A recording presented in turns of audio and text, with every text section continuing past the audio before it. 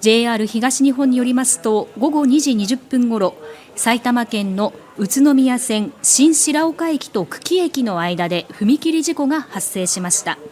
消防によりますと、乗用車と電車の接触事故と目撃者から通報があったということです。この影響で宇都宮線の東京駅から宇都宮駅の間と湘南新宿ラインの新宿駅以北が現在運転を見合わせていて、運転再開のめどは立っていません。繰り返し速報でお伝えします。JR 東日本によりますと、午後2時20分ごろ、埼玉県の宇都宮線新白岡駅と久喜駅の間で踏切事故が発生しました。消防によりますと、乗用車と電車の接触事故と目撃者から通報があったということです。この影響で宇都宮線の東京駅から宇都宮駅の間と